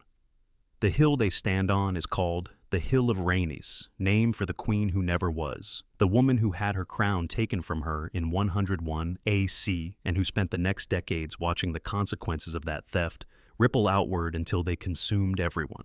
She died at Rook's Rest with her dragon, facing an enemy that she knew was going to kill her, and she turned toward it instead of away. That might be the most honest summary of the entire dance. Everyone who mattered turned toward the thing that was going to kill them. Everyone had their reasons. The reasons were understandable, and the outcome was catastrophic. And the world afterward was smaller and colder and more fragile than the world before. Remember this the next time someone tells you that the worst-case scenario is impossible, that people in power would never really let it come to that that surely, at the last moment, someone would blink. Sometimes nobody blinks. Sometimes the dragons all die. Thank you, genuinely, for spending this time with this story. The Dance of Dragons is one of the richest and most devastating things George R.R. Martin ever put to the page, and the fact that you are here, wherever you are in the world tonight, taking time to sit with the history of a fictional family's destruction, that means something to me. If this video gave you something, a new understanding of these characters, a quiet hour that felt worth spending, a reason to go pick up Fire and Blood and read it for yourself, then I would be deeply grateful if you took just a moment to leave a like and subscribe if you haven't already. There is so much more of this world to explore, the conquest itself, the long reign of Jaehaerys, and the tragedy it hid inside it, the Blackfire rebellions that came after the dance and rhymed with it in haunting ways, the stories that George R. Martin has spent a lifetime building, layer by careful layer. We will keep going through all of it, one story at a time, every great legend, every impossible choice, every moment when the world balanced on the edge of something and fell. Until next time, may the stories you carry be worth the wait. Supplemental section, the Dragon Seeds, Baseborn Riders, and the chaos they brought. There is a thread running through the Dance of Dragons that most people who discuss it tend to treat as a footnote. The Dragon Seeds, the Baseborn Riders, the people who had no business being in this war, and ended up deciding significant portions of it. They deserve their own examination, because their stories illuminate something about the dance that the high-born narrative of Greens and Blacks tends to obscure. The war was not only fought by lords and princes, it was fought, increasingly, by people who had no investment in either side's legitimacy and every reason to consider their own survival first. The Sowing, Jacaerys' call for volunteers to attempt to claim the wild dragons of Dragonstone, produced an extraordinary group of survivors. The ones who lived were remarkable almost by definition, because the ones who died had been killed by dragons. You had to have something specific in your blood and something specific in your nerve to walk into a cave where an unclaimed dragon lived and come back out with a bond instead of burns. Adam of Hull was perhaps the most straightforwardly heroic of them. He was the bastard son of Ser Lenore Velaryon, which meant he was also, through his Velaryon blood, a distant descendant of the old Valyrian stock. He claimed Seasmoke, the dragon that had been ridden by Leonor, and in claiming him he created one of those strange connections that the dragons seem to honor, a bond built on familial recognition, on something in the blood that went deeper than training or intention.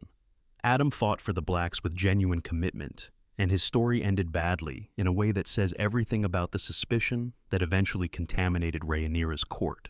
When the first Battle of Tumbleton ended with two of the Dragon Seeds, Ulf the White and Hugh Hammer, betraying the Black cause and defecting to the Greens, the damage to trust was total. These two men had ridden the powerful dragons Silverwing and Vermithor into battle, and then in the midst of the engagement, they had turned those dragons on their own side. The carnage was devastating, and the betrayal was particularly bitter because it confirmed the fears that some of Rhaenyra's counselors had always had, that people without ancestral loyalty to the Targaryen cause would, when the moment was difficult enough, choose differently. But the suspicion that followed spread too far and claimed the wrong people. Adam of Hull had shown no signs of betrayal. He had fought effectively and loyally. When Corlys Velaryon, his likely father, was imprisoned for defending the Dragon Seeds against blanket accusations of treachery, and when Rhaenyra was persuaded to order Adam's arrest as well, Adam escaped on Seasmoke and fought his way back into the war on his own terms, declaring for the Blacks by his own choice, without the formal structure of command, trying to prove something with his deeds that words had failed to establish. He died at the Second Battle of Tumbleton, charging alone on Seasmoke against Vermithor, who was now riderless after Hugh Hammer's death, trying to prevent the great dragon from being used against the Black cause. He succeeded, in that both dragons died in the engagement.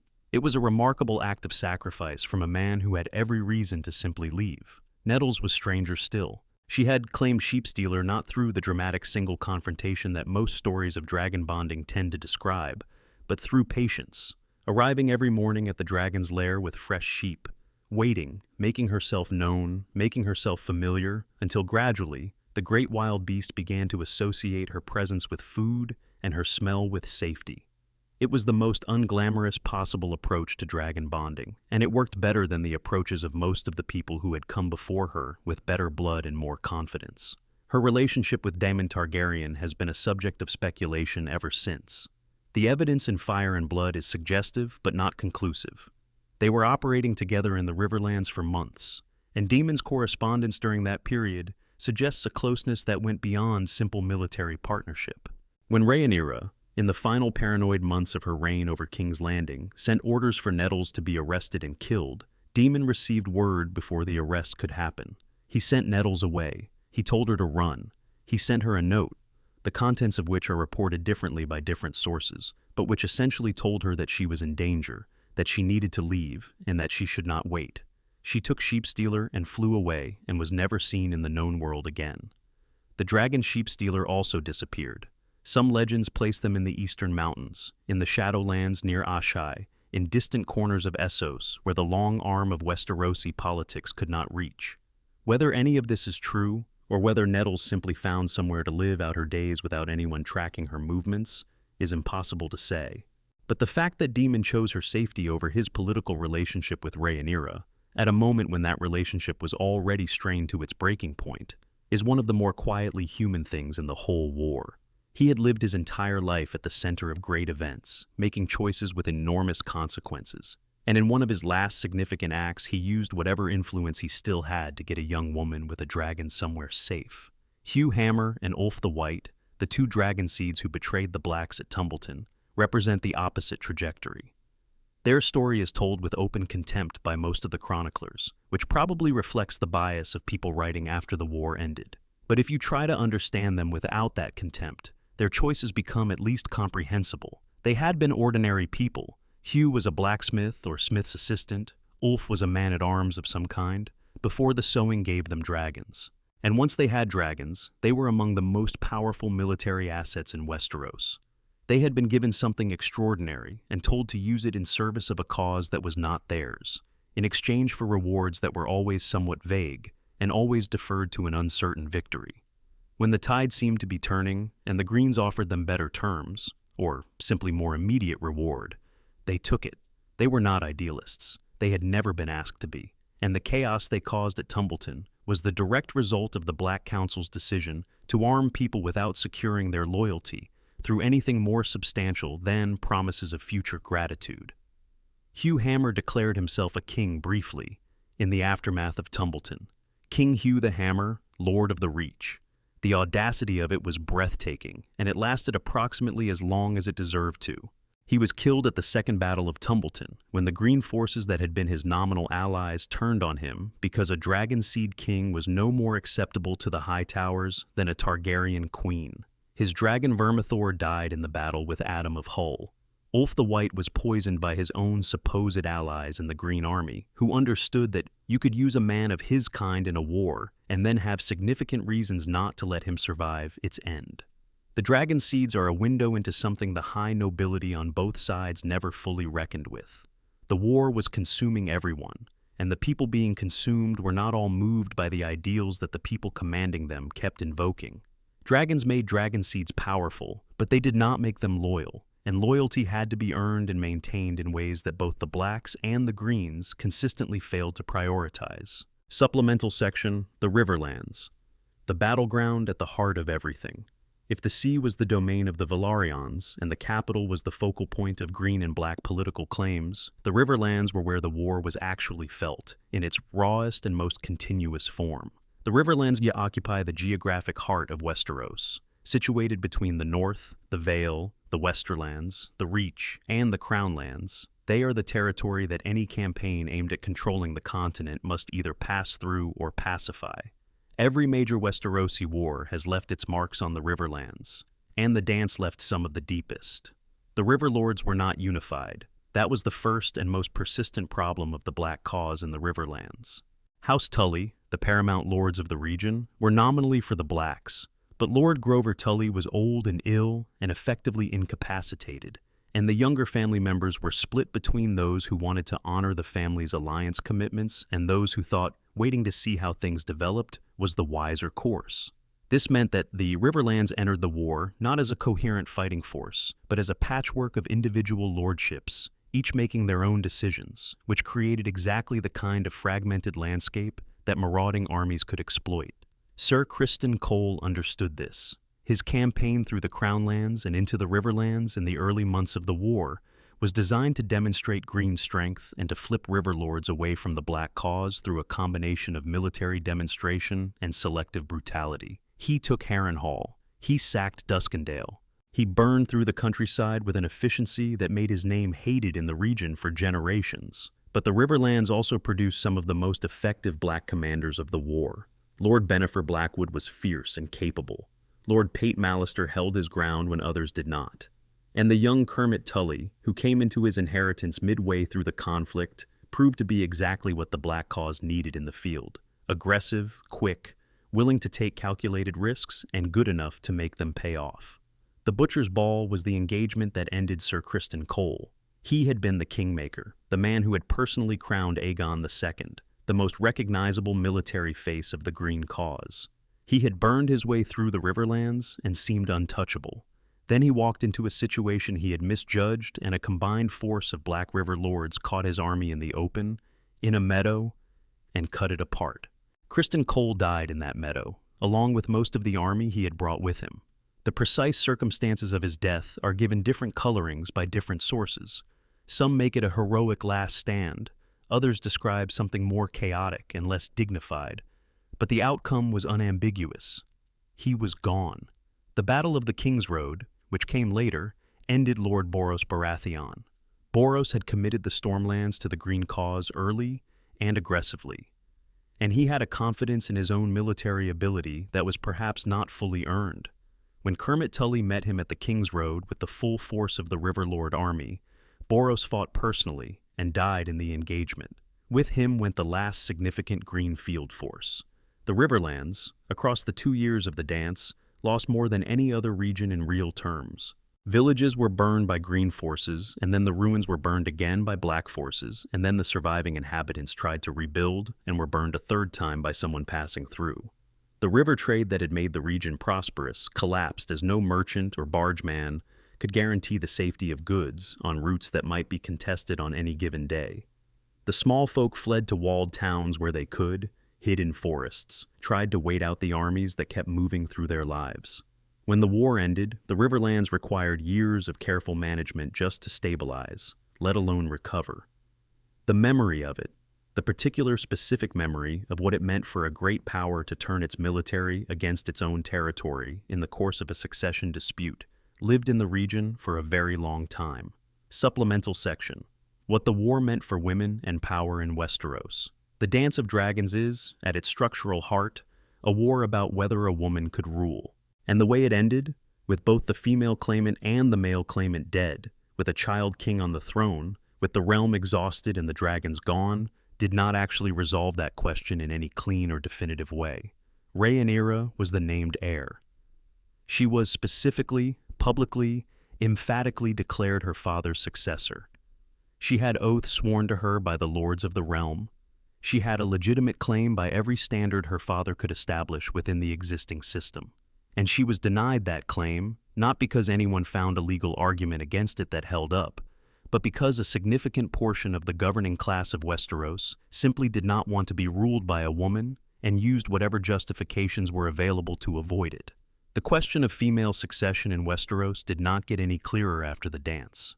If anything, the catastrophic outcome of the war was used by people who opposed female succession as evidence that pursuing such claims led to disaster, ignoring the equally obvious fact that the disaster was caused not by Rhaenyra's existence as a claimant, but by the violent refusal of the Greens to honor the established succession. You can make history say almost anything if you choose the right entry point.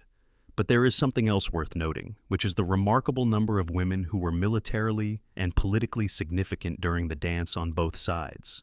Rhaenys Targaryen, who died at Rook's Rest, in what was essentially a heroic last stand. Baela Targaryen, who engaged Sunfire in combat over Dragonstone when the castle fell, and who fought with a ferocity that impressed even her enemies.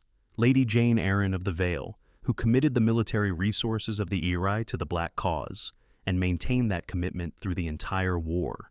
Princess Rhaena, who eventually bonded with a young dragon named Morning in the final stages of the conflict. Alicent Hightower herself, who ran the Green Council through the months of Aegon's incapacitation and did so with a political effectiveness that her father would have recognized even if he was not around to see it. Women were, in fact, among the most capable and decisive people in this war. The irony of a conflict fought over whether a woman could hold the throne being significantly shaped, at every turn, by women who demonstrated precisely that they could hold their own in every other arena, military, diplomatic, political, was apparently lost on the people who made succession decisions. The Great Council of 101 AC, which had passed over Rhaenys in favor of Viserys, had set a precedent that the realm's governing class was determined to maintain. But Viserys himself, in naming Rhaenyra as his heir, had tried to revise that precedent, and the dance was the result of the collision between his revision and the original ruling. Neither precedent fully won. The realm continued to navigate that tension for the next several hundred years, and it remained unresolved when Robert Baratheon ultimately ended the Targaryen dynasty entirely.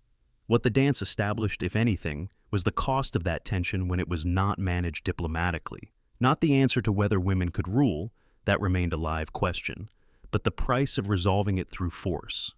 The answer to that question was everything. The price was everything. Supplemental section, the Second Battle of Tumbleton and the war's endgame. The final major military engagements of the dance happened with a kind of accelerating exhaustion, events that would have been significant in an earlier stage of the war, now arriving in quick succession, each one smaller than the last, as the forces on both sides were whittled down to fragments of what they had been. The Second Battle of Tumbleton was one of these. The town of Tumbleton in the Reach had been the site of the first major Green victory after the fall of King's Landing, and it was taken back by the Black forces under Lord Ormond Hightower's successor, his son Lord Humphrey, in an engagement that was brutal and decisive in military terms. The Green cause in the Reach effectively ended with this battle. The death of Hugh Hammer here, and the fragmentation of what remained of the Green army in the field, left no viable force for the Greens to use against the approaching Black armies from the north and east. Daeron Targaryen, the fourth child of Viserys and Alicent, who had been sent to Old Town as a boy, and who had grown into a capable and, by most accounts, genuinely likable young man, had been fighting in the Reach for the Green cause with his dragon Tessarion, and with a tactical intelligence that surprised everyone who had underestimated him.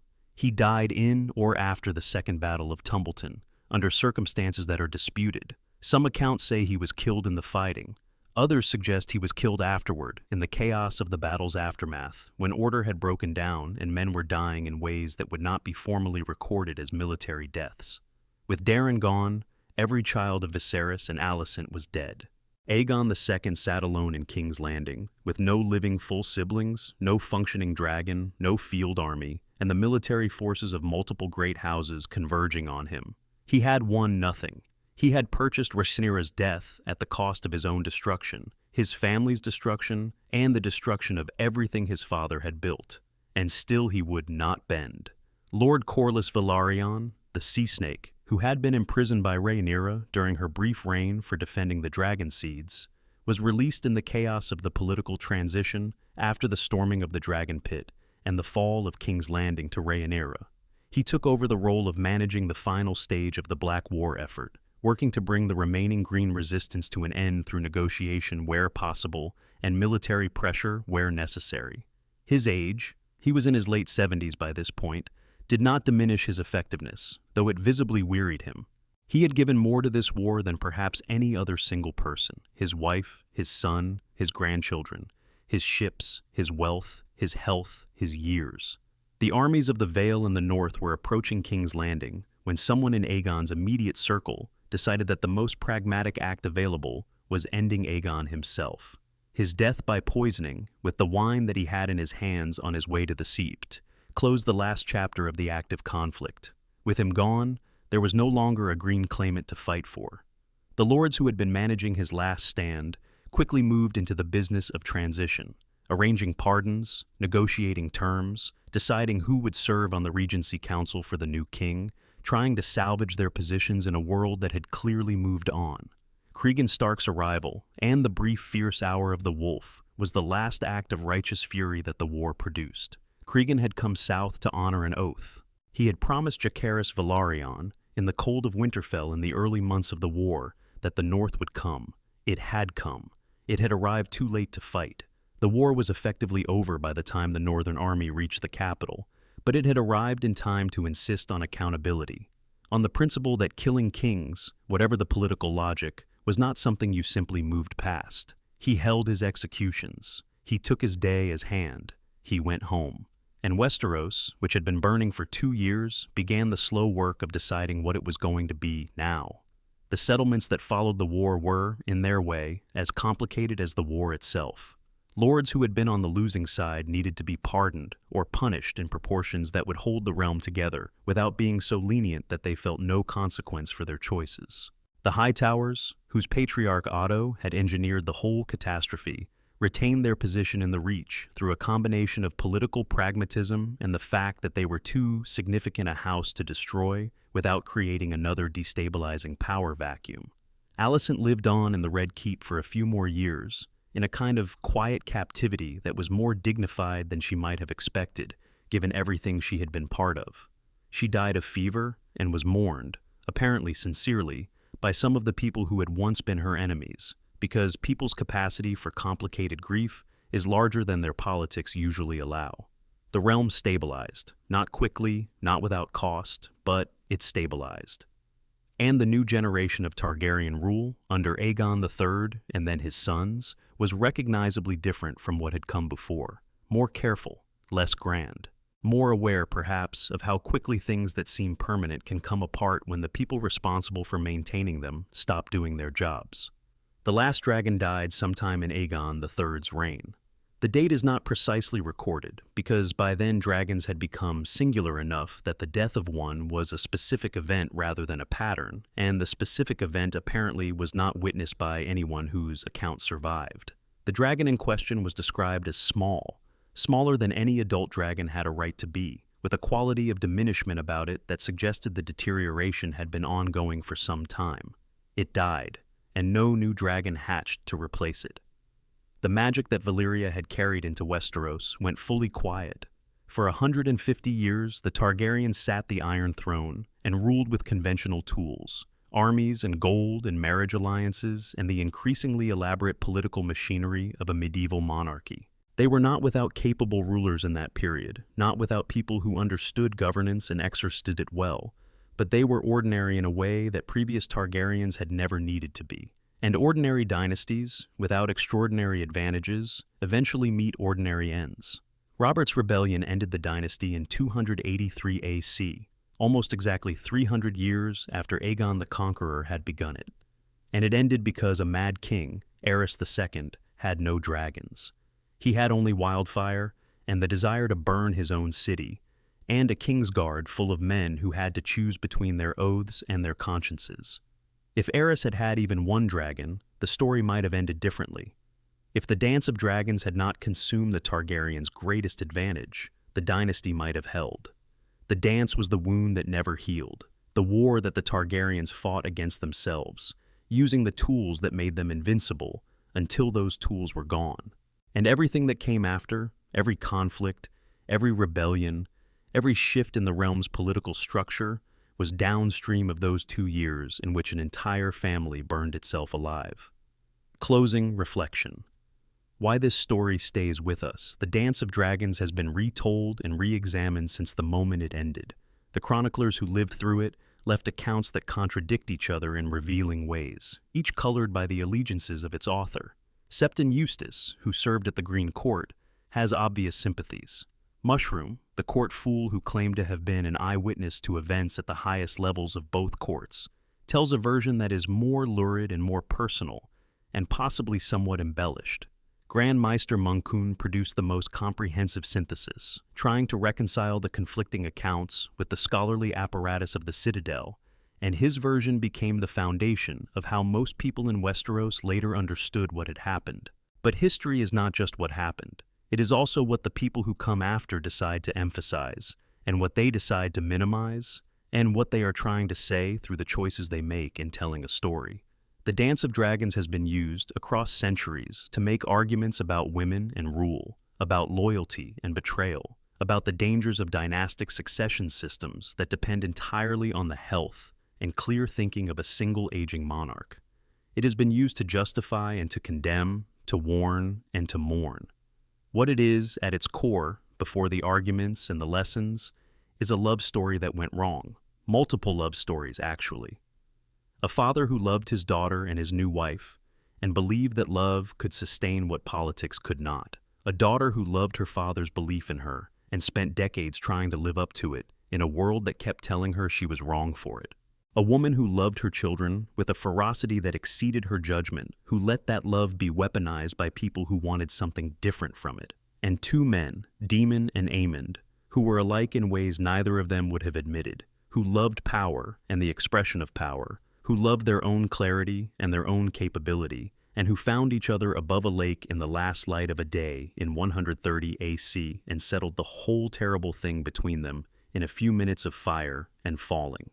We keep coming back to stories like this because they tell us something about what we are, about the way ordinary human failings, pride, misunderstanding, the inability to see the other person as fully real, can, when given enough power and enough time, produce consequences so large and so lasting that they change the shape of the world. And about the way that we, looking backward from safety, can see all the moments when things could have been different, while also understanding, in the part of ourselves that is honest, how each person in the story came to the choice they made. Rhaenyra was the rightful queen. She should have ruled. That is, by most careful readings of the law and the evidence, the correct statement. And she died in a courtyard with her son watching, eaten by a dragon, after a war that had consumed everything she loved. Both of these things are true. Neither cancels the other. That is the dance of dragons. That is the thing it leaves with you when you sit with it long enough. The fire always costs more than anyone expects it to. Thank you for being here. Wherever you are watching from, drop your location in the comments. I genuinely want to know. And if you want to stay in this world with me, subscribe. There is so much more to tell. Supplemental section, the Helena question. Grief, prophecy, and the cost of being gentle. There is one figure in the Dance of Dragons who is almost never at the center of events, and who is, nonetheless, present in its most devastating moments in ways that accumulate into something that feels like a kind of witness. Queen Helena Targaryen, Aegon II's sister wife, the mother of 3 children, a woman who seemed from her earliest appearances in the Chronicle to inhabit a slightly different relationship with reality than everyone around her, deserves extended consideration, because the way she moved through the war says something important about what the war actually cost in human terms. Helena was the daughter of Viserys and Alicent, born in 109 AC, and the descriptions of her as a child and young woman in the sources are strikingly consistent. She was gentle, she was quiet, she was interested in insects and small creatures in a way that other children and adults found slightly strange, and she occasionally said things that did not seem to connect to the conversation at hand, but which later turned out to be unsettlingly relevant. Septon Eustace records her saying, as a child at play, things that only made sense in retrospect, observations about death and loss delivered in the casual tone of someone reporting the weather, which made the people around her deeply uncomfortable without quite knowing why. The scholarly consensus, to the extent there is one about a fictional medieval character, is that Helena had what the Targaryens sometimes called the gift, prophetic sensitivity, the capacity to receive fragments of future events through dreams or intuitions that arrived without warning or context. The Targaryens had produced dreamers before.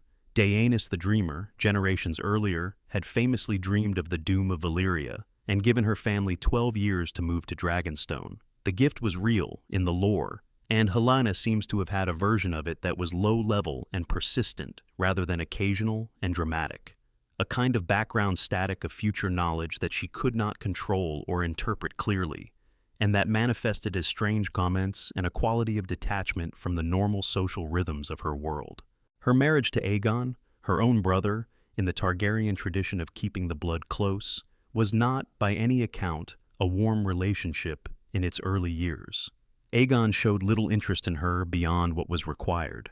She seems to have accepted this as simply the condition of her life. She had children, she had her insects and her embroidery and whatever interior life she maintained in the space between public appearances, and she does not seem to have complained or maneuvered or plotted in the way that many people in her position might have. She was not her mother, She was not interested in the game. And then Blood and Cheese entered her room. The night that Blood and Cheese killed Prince Jaehaerys, Helena's 6-year-old son, the heir to the green claim on the throne, is the fulcrum on which Helena's story turns. Everything before it shows a woman managing, however quietly, the ordinary difficult circumstances of her position.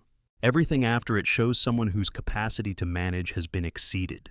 She ran from the room with her surviving children. She ran to her mother. She told Alicent what had happened in the flat, affect-empty way of severe shock. And she never fully came back from it. The sources chart her decline over the following months and years with the dispassion of chroniclers who are recording a pattern rather than a feeling. But the pattern is unmistakable. She slept less and less, ate less and less, retreated further and further from social contact. She had always been gentle. She became fragile. She had always been slightly disconnected. She became genuinely absent, present in body, but somewhere else in mind. She was a captive of the Black Cause when King's Landing fell to Rhaenyra.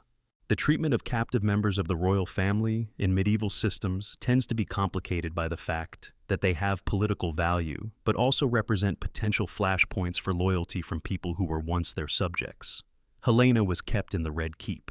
Whether she was treated cruelly or merely confined, the sources again disagree, but the trajectory was consistent with someone whose grip on life had been loosening since the night her son died. When Helaena died in 130 AC, the most sympathetic reading of the circumstances, the one that Mushroom gives, the court jester who claimed proximity to these events, is that she died by her own hand, by her own choice, a woman who had decided that she was done. The other reading suggests something more ambiguous. In the overheated atmosphere of a city under siege, with food scarce and political pressure building, and a riot always potentially a single incident away, the death of the captive queen was an extraordinarily convenient piece of timing for those who were already predisposed to blame Rhaenyra for everything. Whether Helaena killed herself, or was killed, or died of illness, or died of grief in the broad sense that people sometimes do die of grief when they have been stripped of everything they had reason to live for, the city believed Rhaenyra was responsible. The city acted on that belief with the particular uncontrolled ferocity that crowds have when they have been under pressure for months and are looking for a direction to send their anger. And the dragon pit burned. There is a passage in Septon Eustace's account where he describes Rhaenyra watching the dragon pit from the roof of the Red Keep, the burning dome, the sounds of men dying and dragons dying, and he describes her weeping. Whatever else you think of Rhaenyra Targaryen, whatever assessment you make of her choices and her failures, she had not wanted this. She had not wanted any of it, in the end, not in the deepest sense. She had wanted to be what her father said she could be. She had wanted to hold the thing that was her birthright, without having to destroy everything around her to prove she deserved it. Helaena Targaryen, who said strange things as a child that nobody understood, who kept insects and seemed to live at a slight remove from the world that contained her, who survived every trauma of her life until she didn't. She is in some ways the truest measure of the dance. Not the battles and the dragons and the political maneuvering, but the cost in the specific individual human lives of people who had not chosen to be at the center of anything and found themselves there anyway. She had 3 children at the start of the war. By the end, she had none living. Her husband was dead. Her brothers were dead. Her mother was kept alive in captivity. Her dragon Dreamfire, who had been with her from her childhood, died in the dragon pit on a night of fire and screaming crowds. Everything she had ever had was taken, one piece at a time, by a war that she had done nothing to start and nothing to sustain. The Dance of Dragons was not made by people like Helaena. It was made by people who had the confidence and the ambition and the capacity for strategic thought that she lacked. It was made by people who believed that the scale of their desires justified the scale of their methods. And it consumed people like Helaena, who had none of those things, with the same indifference that it consumed the grand planners and the warriors and the dragon riders. That is worth sitting with. Because every war is also full of Helenas, the people caught in the machinery of other people's ambitions, the people who said strange true things that nobody listened to, the people who asked only to be left alone and were not left alone. The Dance of Dragons ended, Westeros rebuilt. The dragons died, and the magic faded, and the Targaryens ruled on through ordinary means for another century and a half. And eventually that too ended. And the world that George R.R. Martin built on the foundations of all this history continued in its complicated, violent, occasionally beautiful and frequently terrible way. But Helena Targaryen was real, in the logic of the world she lived in. Her son was real, and he was 6 years old when he died. And the moths she kept, and the songs she hummed, and the way she described what she saw in her strange quiet voice that nobody understood until it was too late, those were real too, in their way. Some stories do not end with lessons. They end with the weight of what happened, and the invitation to simply acknowledge that it happened, and the hope that acknowledging it means something. This is that kind of story.